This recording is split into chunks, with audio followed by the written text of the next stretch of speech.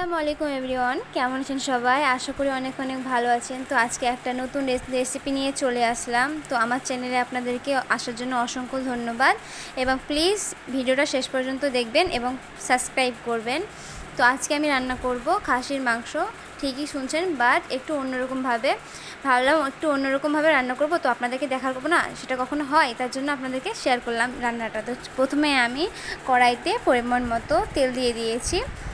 বেশ তেল দিইনি, অল্প পরিমাণ দিয়েছি, কারণ খাসির মাংসে একটু চর্বিটা বেশি থাকে, তার জন্য অতটা তেল দিইনি। আর পেঁয়াজ দিয়ে দিয়েছি আমি 3টা এখানে। তো সেটা কুচি কুচি করে কেটে ভালোভাবে কড়াইয়ে ভালোভাবে একদম বেরেস্তার মতো ভেজে নেব।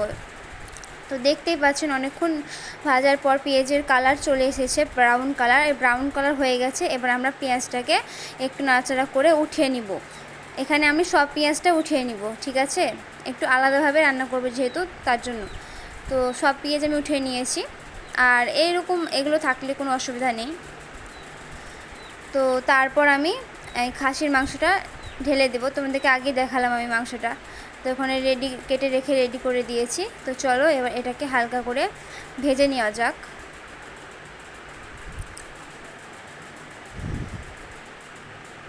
এটা এভাবে একবার বাড়িতে বানাবেন, অনেক টেস্টি হয়। অনেক রকমই তো রান্না করেন, এটা একবার করবেন, দেখবেন কীরকম টেস্টি। তো যাই হোক, আমাদের এখানে অলমোস্ট হালকা ভাজা কমপ্লিট। চলো এবার একে একে মশলাগুলো দিতে থাকি, তারপর আবারও ভালোভাবে একটু কষিয়ে নিব। প্রথমেই আমি স্বাদ মতো একটু লবণ ছিটিয়ে দিলাম, দেখতেই পেলেন আপনারা। তারপর আমি দিয়ে দিব এখানে আদা রসুনের পেস্ট। তারপর দিয়ে দিব 1 চামচ লঙ্কা গুঁড়ো, দেন জিরে গুঁড়ো, 2 চামচ ধনে গুঁড়ো, শেষে দিয়ে দিলাম আমি পরিমাণ মতো হলুদ গুঁড়ো। তো ব্যাস, আমার এখানে মশলা দেওয়া কমপ্লিট। তো চলো এবার এটাকে ভালোভাবে কষিয়ে নেওয়া যাক। তো আমি এখানে একটু ভালোভাবে কষিয়ে নিব, মানে যেরকম নর্মাল রান্না করি সেরকমই ভালোভাবে এটাকে মানে ঢেকে কিছুক্ষণ পরপর 2 মিনিট 4 মিনিট যেরকম রাখবা, মাংসটা লেগে না যায় সেইভাবে একটু ঢাকা দিয়ে পরপর কিছুক্ষণ পরপর নাড়াচাড়া করে একটু কষিয়ে নিতে হবে। তো দেখতে পাচ্ছ আমার এখানে অলমোস্ট কষানো ডান।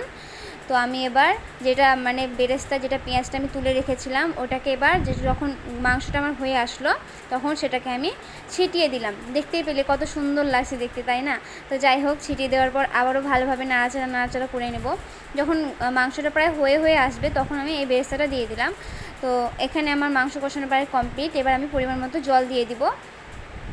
তো এইটা খাসির মাংস অতটাও মানে আমার হিট লাগবে না, তো চুলো এখানে সিদ্ধ হয়ে যাবে। তো আমি এখানে প্রেশার কুকার অ্যাড করলাম, যাদের সিদ্ধ হবে না তারা প্রেশার কুকারে দিতে পারেন।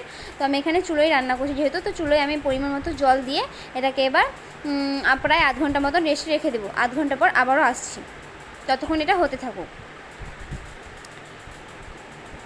তো আমি চলে এসেছি, দেখতেই পাচ্ছেন। এবার চলেন দেখা যাক। তো দেখতেই পাচ্ছেন জলটা পুরো ফুটে গেছে, আমার রান্নাও কমপ্লিট। তো একটু মাখো মাখো করে নিয়ে আমি জাস্ট ঝোল ঝোল করে নামিয়ে নিয়েছি। আপনারা যদি চাই মাখো মাখো করতে পারেন, আপনার যদি ইচ্ছা হয়।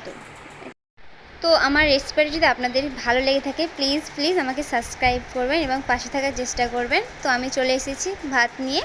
তো এটা খেতে তো অনেক টেস্টি হয়েছে, আপনি বললে তো আপনারা বিশ্বাস করবেন না। বাড়িতে একবার বানাবেন, দেখবেন অনেকটা টেস্ট পাবেন এটাতে। অ্যান্ড খেতে তো দুর্দান্ত হয়েছিল। তো আজকের মতন এতটুকুই, আবারও পরবর্তী ভিডিও নিয়ে আসবো।